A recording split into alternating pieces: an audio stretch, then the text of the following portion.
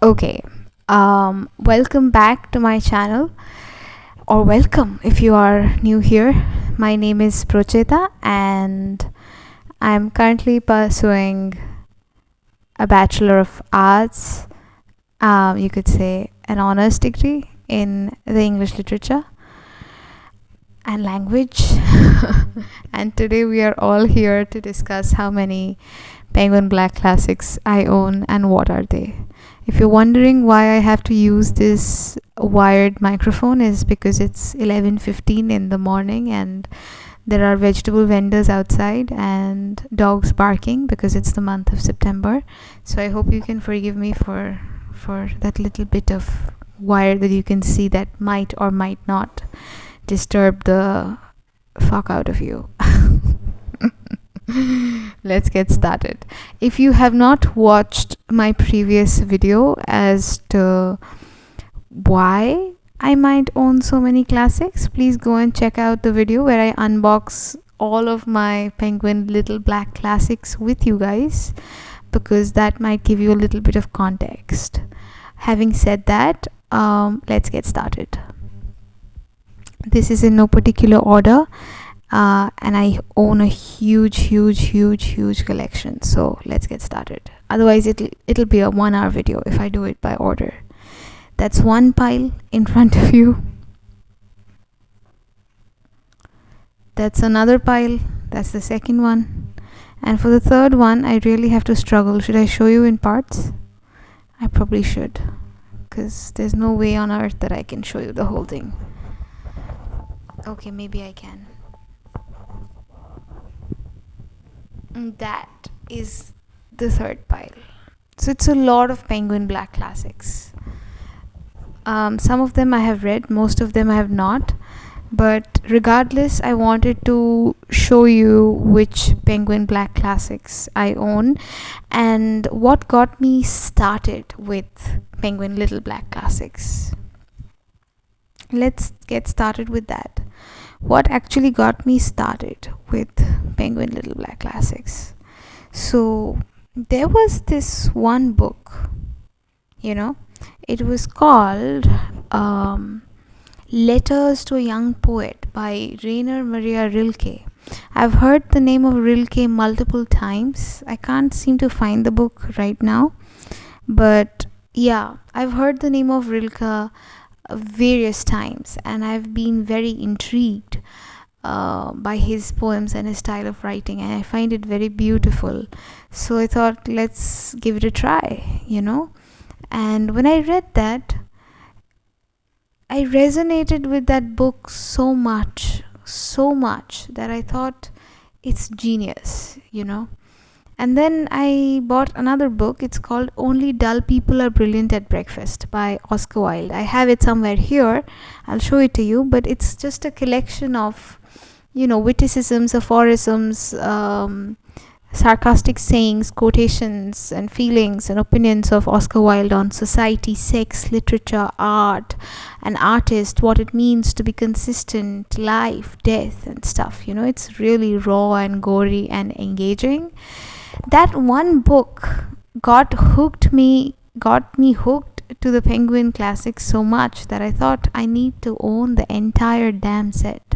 And here we are sitting with more than 80 Penguin Black classics. I had it in my mind to kind of show you all the books back when I unboxed them with you, but I never really managed because I had my university exams going on. So I hope you forgive me for that. And having said that, let's get started. Okay, let's get started with the pile that I see is at hand, which is these ones. So the first book that I have is number 57. It is How Much Land Does a Man Need by Leo Tolstoy. That's the first one. Okay, should I read the blurb? I probably shouldn't, because it's going to take a long time then. Or maybe I should. It might give you some insight as to which book hooks you and you might get to buy it. Okay, a parable of a Russian peasant's bargain with the devil, considered by James Joyce to be the world's greatest story. If James Joyce says something, I'm into it, because that guy writes something. If you've ever read anything by James Joyce, you know what I'm talking about. He writes like anything. You have to peel back the layers like an onion. So, if you have not read anything by James Joyce, go read Araby. It's one of his short stories. That's the first book. The second book that I was also reading this morning and I'm into is number 56. It's called The Life of a Stupid Man by Rinosuke Akutagawa. I will read you the blurb. Japan's modernist master explores family, art, and the fear of madness in exquisite autobiographical pieces and a short story. That's that. It's very interesting. Okay, if you haven't picked it up, you can. I will say you should. Okay, so Come Close by Sappho is a collection of, I should say, poems, free verses by Sappho. It's okay. It's not the best set of poems that I've ever read. Yeah, I'll read you the blurb. It says, sensual sun-soaked verse on love and the gods in ancient Greece, from the poet named the 10th Muse by Plato.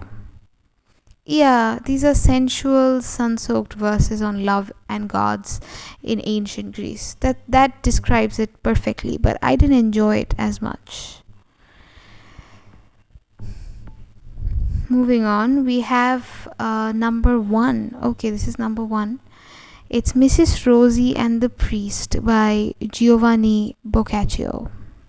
I'll read you the blurb. It says, body tales of pimps, cuckolds, lovers, and clever women from the 14th century Florentine masterpiece, the Decameron. Oh, okay. So it's these are excerpts or like small tales from a larger collection by Giovanni Boccaccio called the Decameron. I'm yet to read it, so I'm excited. Then we have, this is number 78. It's called The Madness of Cambyses. The Madness of Cambyses or Cambyses by Herodotus. And the blurb says, weaving factual account with colorful myth, the father of history tells of the psychotic Persian king and his fateful death.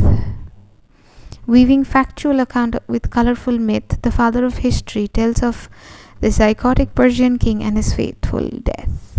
I'm yet to read that. Moving on, we have the Communist Manifesto. This is, I believe, one of those quintessential books that every reader has read at least once in their lifetime. If not, please pick it up. I'm yet to pick it up, but I'm intrigued. Yeah, especially being in Bengal, which is highly influenced by the dogma and preachings and teachings of communism. I'm kind of intrigued to pick this up.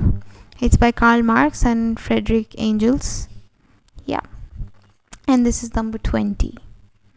Then, okay, this one I've read. It's called The Meek One by Fyodor Dostoevsky. So this is number 44, and the blurb says, based on a St. Petersburg news report, Dostoevsky's searing tale of a man who drives his wife to suicide. This is basically the tale of a man who drives his wife to suicide. It's very intriguing. It's very, what do I say? It's very disturbing at parts, and in parts it's, I don't know what to say. You know, it's like it explores relationship complexes. But I'll read to you, I think this is one of the best short stories I've ever read, just because of the writing style and the exploration of the human psyche by Dostoevsky.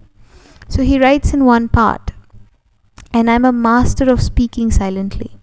All my life I've spoken silently, and I've lived through entire tragedies in silence. Oh, and I too have been unhappy. I was cast aside by everyone, cast aside and forgotten. No one knows it. And suddenly this 16-year-old girl got hold of details about me afterwards from vile people and thought that she knew everything. But meanwhile the secret remained only in this man's breast. That's Dostoevsky for you. His writing is exquisite, it is phenomenal, and it's very precise, very sharp, and at the same time it boils with the essence of truth in it. I'll read to you another part that I really liked and I kind of underlined. It says, and even to give your life, even that's easy, because that's just a matter of blood boiling and an overabundance of energy. One passionately longs for beauty. No, take an act of magnanimity that is difficult, quiet, muted, without splendor, where you are slandered, where there's much sacrifice and not a drop of glory, where you, a shining man, are brought forward before everyone as a scoundrel, when you're the most honest man in the world. Come on, try your hand at that sort of deed. No, sir, you'll give it up. That is a part of The Meek One by Fyodor Dostoevsky. You should read this. It's a definite 4.5 out of 5 from me. Then we have, okay, that was number 44. This is A Simple Heart by Gustav Flaubert. And this is number 45. The blurb says, Flaubert's most famous short work meditates on the unexamined futile life of a servant and her beloved parrot. I am yet to read this. The next one I have already read. It is called The Dhammapada by Buddha, and it's number 80 on the list of the 80 Penguin Little Black Classics. And this one deals with the teachings, the aphorisms, the little pellets of wisdom that were told or narrated by Buddha to his kind of followers. So yeah, that's that. The next one that we have is number 119 and was the second Penguin Little Black Classic that I ever owned. It's called Only Dull People Are Brilliant at Breakfast by Oscar Wilde. And I'll read you some of the quotes, because this is one of the best books I've ever read. You know, one of the best collections of quotations and witticisms and aphorisms, and I've kind of underlined the hell out of this book. I have highlighted, I have underlined, I have annotated. I loved it so much.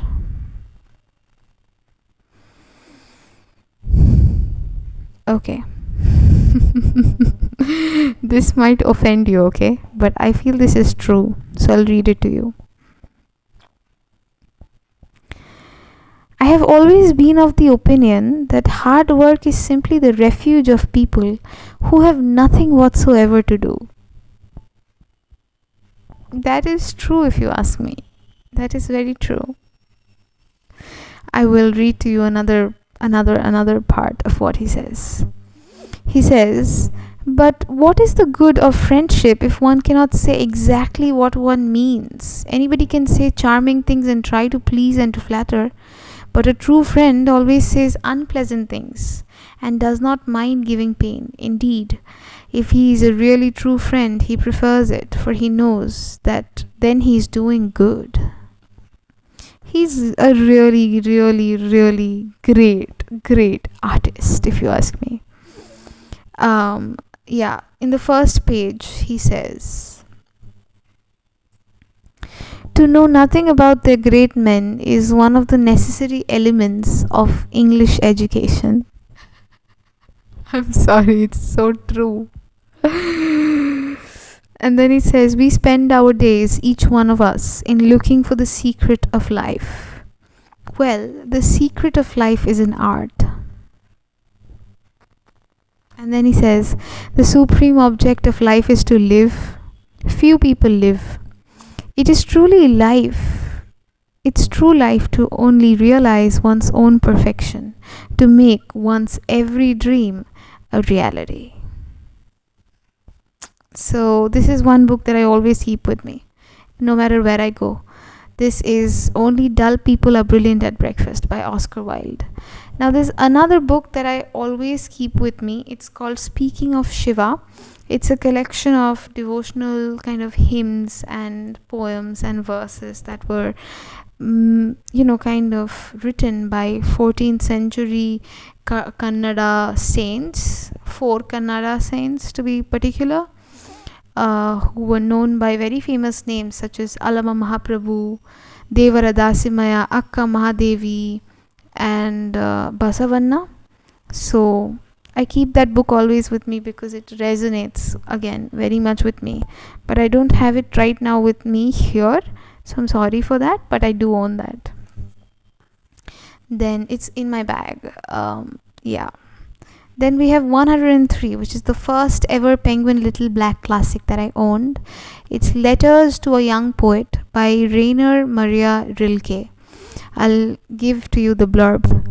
The poet Rilke's lyrical and life-changing advice to an aspiring young writer is among the most inspiring expressions of youthful creativity that there has ever been. And I roger that. I feel that's very true. The next book that I have is called A Slip Under the Microscope by H.G. Wells. I have never read anything by H.G. Wells before, so I'm pretty excited to read it. It says, this is number 77. It's a disturbing, prescient story of human conscience and conflicting desires by the pioneer of science fiction. Then we have O Cruel Alexis by Virgil. And this is the pastoral verse steeped in wit and nostalgia from one of ancient Rome's greatest poets. Wow, I am kind of intrigued. This is number 76. Anything that involves wit and nostalgia together seems like an oxymoron to me, but I love it. Okay. Then we have number 75. This is the book. It's called Cassian from the Beautiful Lands by Ivan Turgenev. I don't know how would you pronounce that. But this book deals with the haunting accounts of rural Russia and its downtrodden inhabitants who helped to abolish serfdom in 1861. Sounds like a history book. I'm sorry, I don't like reading history much, other than that of the Mughals, because the culture is very intriguing to me. Okay, then we have number 73. This is The Fall of Icarus by Ovid. I think this is a Greek mythology, no? It says this is an enduring myth of vengeful gods and tragically flawed mortals from ancient Rome's great poet. Okay, so this is Roman, not Greek. I haven't read that as well. Okay, then we have a short story by Catherine Mansfield, and it's called Miss Brill. Vanity and creeping loneliness permeate these 3 short stories by the modern master of the form. Very excited to read that because our professors, especially one of my favorite professors, she's talked a great deal about Catherine Mansfield, so I think 1 or 2 of our professors, and I love her, so excited to read that. With that, we've covered a set of Penguin Black classics. Let's move on to the second one, because otherwise this is going to take 24 hours. I hope you're there. If you're there, please comment something. Comment I'm here, or like a teddy bear, or yeah, something, a cup of tea, so I know you're here. Let's move on to the second set of Penguin Black classics. These are unread, and yeah, these are my pride and joy. You know, one of the reasons why I bought these Penguin Little Black classics was that every day I'm searching for something to read when I'm on my way to college and I don't get anything. So I was like, what is that which I can kind of finish in about an hour or two, and that does not kind of keep me on a cliffhanger hanging? And then I found that, oh, there's something called a Penguin Little Black Classic. I had never imagined that something which is termed as classic could be little, because my idea of a classic is always, you know, Notes from Our Underground, or 1984, or Brothers Karamazov, or Thus Spoke Zarathustra, all of those, you know. I mean, there are shorter classics as well, like Mrs. Dalloway, Orlando, Waves, Portrait of an Artist as a Young Man, so on and so forth. But classics are generally never under 200 pages. When I got these, I was like, I'm going to get them. And yeah, I've never looked back ever since. Okay, the next book that we have is number 71. This is called, is this Il Duro or is this Second Duro? This is Il Duro. Yeah. This is Il Duro by D.H. Lawrence. Now, I have read a little bit of D.H. Lawrence, but I have not read this. I've read about D.H. Lawrence, but not again much of his work, so I'm tremendously excited. Because I've been told that he deals with sexuality and other repressed characteristics of English society very frankly. So yeah. This is sketches of scorched landscapes, peasants and wild spirits from Lawrence's travels in early 20th century Italy. I am very, very intrigued with that. Early 20th century Italy? I'm in. Okay, the next one we have is number 70. This is Circe and the Cyclops. Ancient Greek myths from the Odyssey telling of battles with deadly beasts and a beautiful enchantress. By Homer. The blurb sounds like something that would be written by Homer. Battles with beasts and an enchanting mistress, that's all. Oh, okay. This is called I Hate and I Love. This is by Catullus. And this is number 69. Okay. I mean, the blurb says, by turns rapturous, erotic, and despairing, this astonishingly modern verse tells of an ancient Roman poet's all-consuming infatuation with one woman. Sounds like Lolita a little bit, except Lolita was with a 12-13-year-old girl. Yeah, excited to read this. Then we have number 68. This is called The Robber Bridegroom by Brothers Grimm. I've never even heard of the name. I think the video would have to be separated into two parts, because this is going to be such a long video, you guys. It's going to be a tremendously long video. I don't know if you'll be able to sit through the entire video or not. Probably I'll split it into two parts. Anyway, drawn from the German folklore, dark fantastical fairy tales of wicked deeds, gruesome punishment, and just rewards. Okay, I'm intrigued. That's The Robber Bridegroom by Brothers Grimm. Then we have It Was Snowing Butterflies by Charles Darwin. Okay. I thought Charles Darwin only wrote about science. Apparently not. I mean, you live and you learn. Exotic creatures and unexplored terrains populate Darwin's account of the Beagle's momentous voyage. This is number 67. Exotic creatures and unexplored terrains populate Darwin's account of the Beagle's momentous voyage. Okay.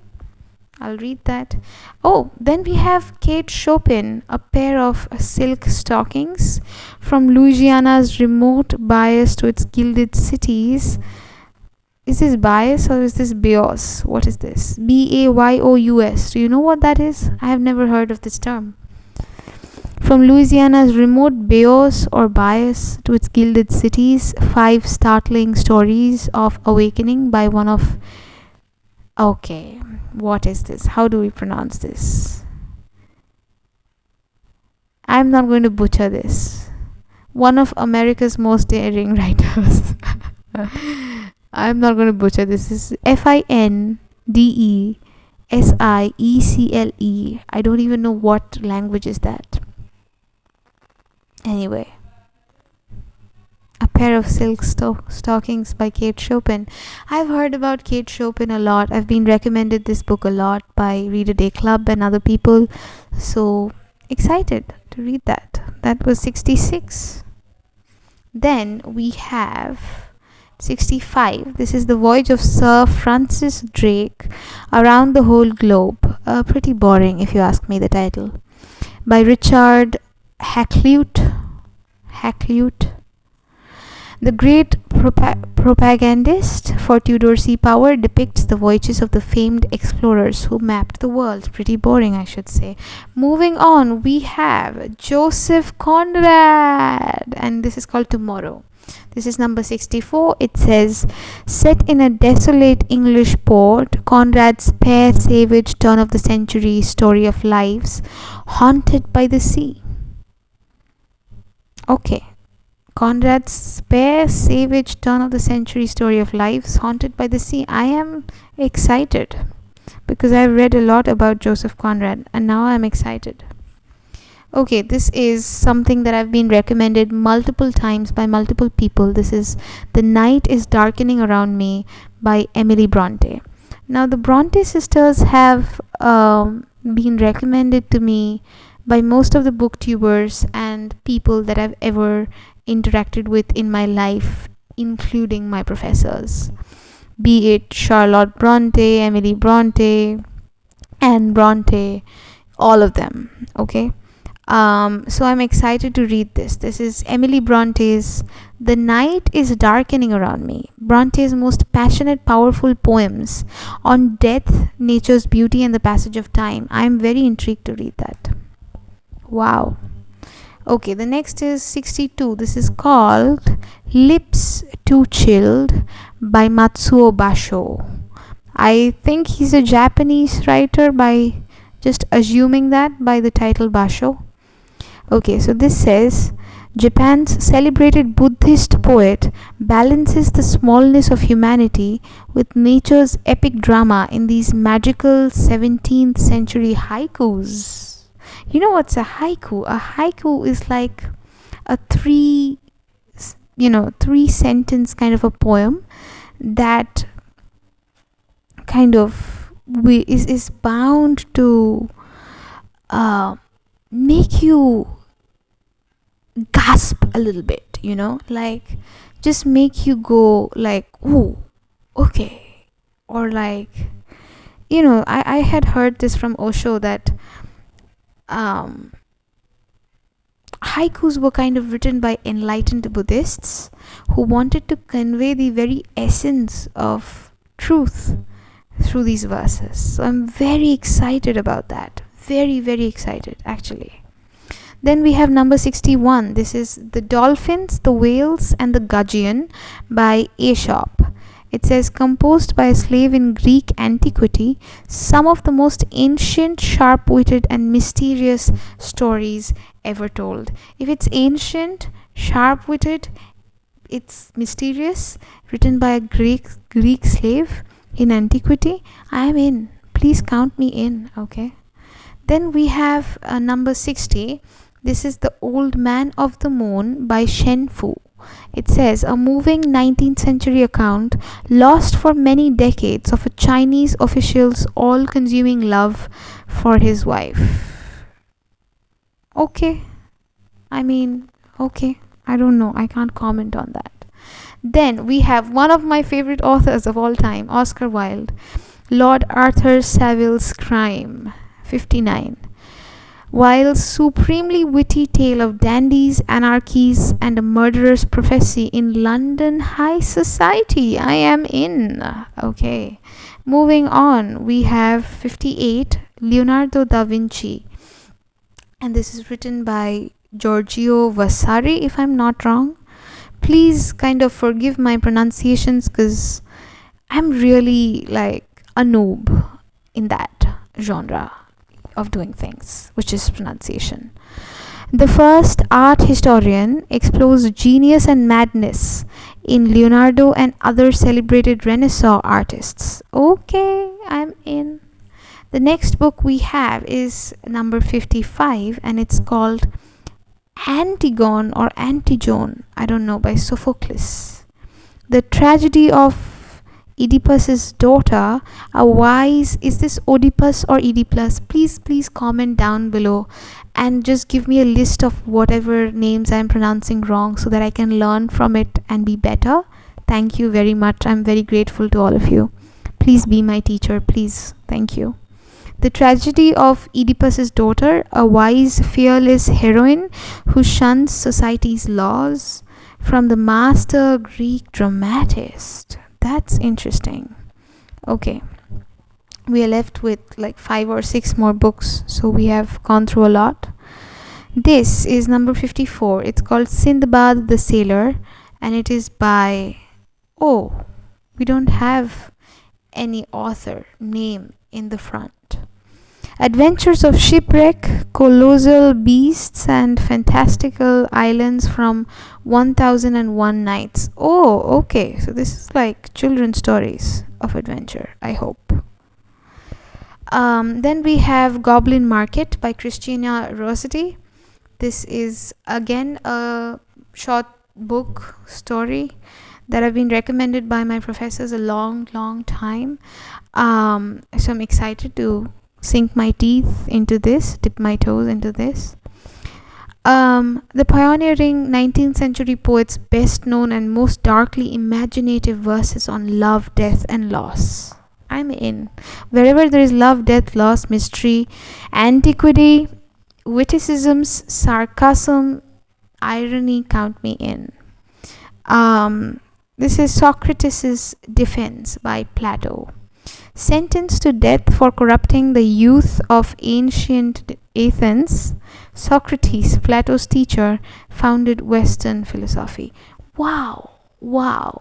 I mean, I've heard of Socrates a lot from Osho, and how he was an enlightened man, but nobody understood him. They fed him poisoned ivy, and he was intrigued. He was willing to take his own death upon him. I am very intrigued to read this. Socrates' Defense. Count me in. This is number 52. Then we have My Dearest Father by Wolfgang Amadeus Mozart.